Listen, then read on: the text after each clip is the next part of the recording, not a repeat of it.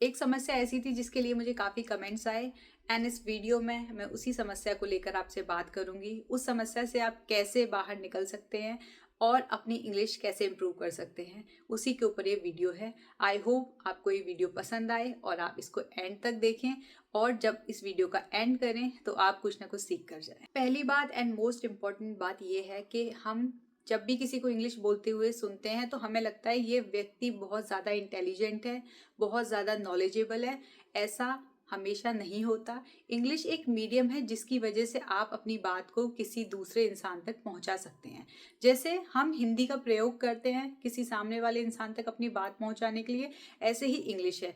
तो अगर आपको इंग्लिश नहीं आती तो आप अपने आप को ऐसा मत समझिए कि आपको कुछ भी नहीं आता, आप अनएजुकेटेड हैं, ऐसा कुछ भी नहीं है। तो अगर आप उन लोगों में से जो इंग्लिश ना आने पर खुद को बहुत ज़्यादा ही डिमोटिवेटेड फील करते हैं तो प्लीज़ इस सोच से बाहर निकलिए। मैं कुछ चीज़ें बताऊंगी जो कि मैंने ट्राई करी हैं और मुझे इसके अच्छे रिजल्ट्स मिले हैं। ऐसा नहीं है मेरी भी प्रोनाउंसिएशन बहुत ज़्यादा अच्छी नहीं है। एक कमेंट मुझे रिसीव हुआ था मैरिज वाली वीडियो पे जिसमें मैंने डिवोर्स को डाइवोर्स बोला था and thank you so much जिसने भी मुझे करेक्ट किया, क्योंकि यही होता है ना, आप करेक्शन करेंगे तो मैं उससे सीखूंगी। और ऐसा नहीं है, मैंने काफ़ी बार इसको ट्राई किया था कि डिवोर्स होता है, डाइवोर्स नहीं, लेकिन वही है, मैं कमेंट को भी कमेंट बोल देती हूँ। तो प्रोनाउंसिएशन ऐसा होता है कि हम सीखते हैं, कुछ आप सिखाइए कुछ मैं सिखाती हूँ, तभी तो हम आगे बढ़ पाएंगे। तो इस वीडियो में मैं आपको वो चीज़ें सिखाऊंगी जिसकी वजह से मैं थोड़ा बहुत जितना भी जान पाई हूँ वो आप तक पहुँचा पाऊँ। और मैं इतना ही ट्राई करती हूँ, जो जो गलतियाँ मैंने करी हैं प्लीज़ आप वो चीज़ें ना करें। तो मैं बस इतना ही चाहती हूँ, जिस तरह से मैं थोड़ा बहुत सीख पा रही हूँ, जो जो गलतियों से मैं सीख पा रही हूँ वो गलतियाँ आप ना करें। उन गलतियों से सीख के जो मैंने सीखा है वो आपको सिखाऊं और हम एक अच्छे भविष्य की कामना कर पाए।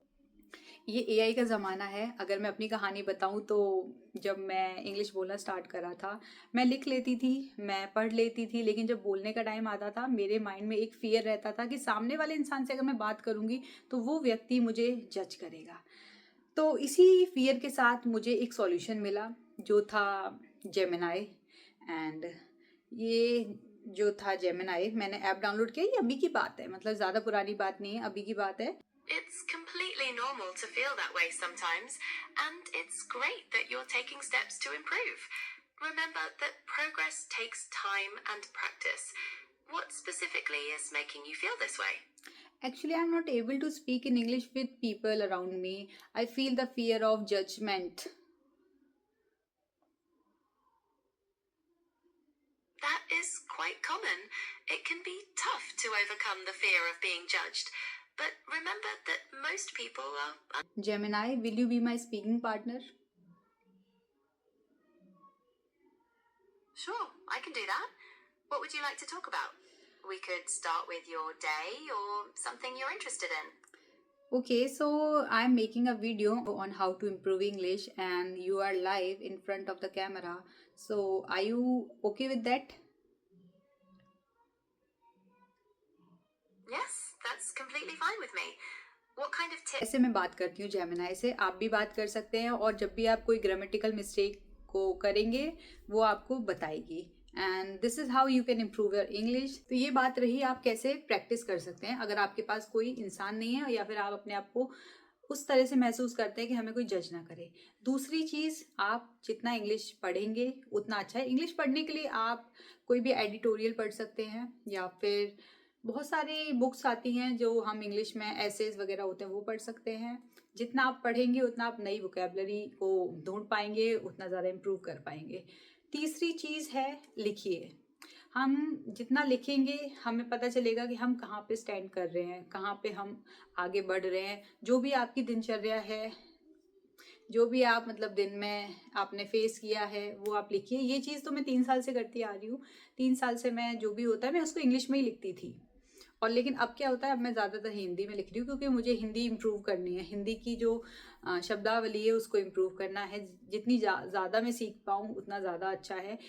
तो ऐसे आप अपनी इंग्लिश इम्प्रूव कर सकते हैं। जितनी ज़्यादा प्रैक्टिस करें उतना अच्छा है। भी नहीं है तो मिरर के सामने आप खड़े हो जाइए, उसके सामने बात करिए कि आपने क्या क्या मिस्टेक्स की, आपका कैसा दिन रहा, आपने क्या खाया, कहाँ घूमने गए। एक और चीज़ है जिसके थ्रू आप अपनी इंग्लिश इम्प्रूव कर सकते हैं। रोज़ 5 वर्ड लीजिए इंग्लिश के, उनको लेकर आप एक सेंटेंस फ्रेम करिए और उसको रिवाइज करते रहिए। हर रोज़ 10 वर्ड करेंगे तो फिर भी काफ़ी हो जाएंगे। जितना आप सीखेंगे उतना आप अपने आप में कॉन्फिडेंस महसूस करेंगे। एक और चीज़ है, हम कॉमन एरर्स बहुत करते हैं। बहुत सारे आप देखिए, इंटरव्यूज़ देखिए, बहुत बड़े-बड़े सेलिब्रिटीज़ हो गए या फिर कोई भी हो, वो इतनी फ्लुएंटली बोलते हैं कि जो ग्रामेटिकल मिस्टेक्स वो करते हैं वो हम जान ही नहीं पाते। हमें लगता है ये इंग्लिश कितनी अच्छी बोल रहे हैं, लेकिन उनकी जो ग्रामर होती है वो बहुत ज़्यादा, अगर ऑब्जर्व की जाए तो बहुत ज़्यादा गलत होती है। हम इस चीज़ पे ध्यान ही नहीं देते क्योंकि वो फ्लुएंटली बोल रहे हैं, हमें लगता है कि यार इनको कितनी अच्छी इंग्लिश आती है। इस चीज़ का हमेशा ध्यान रखिए। अगर आपकी ग्रामर और आपकी वोकैबुलरी अच्छी है तो आपकी कमांड अच्छी हो जाएगी उस लैंग्वेज पे। बस आपको प्रैक्टिस करनी है। यूट्यूब पे वीडियोस हैं काफ़ी जो बताती हैं कि ग्रामेटिकली हम कितने कॉमन एरर्स को क्रिएट करते हैं। जैसे कि डिड के साथ हम first form of verb use करनी चाहिए लेकिन हम थर्ड फॉर्म यूज़ कर देते हैं। सो ये बहुत बेसिक चीज़ें हैं।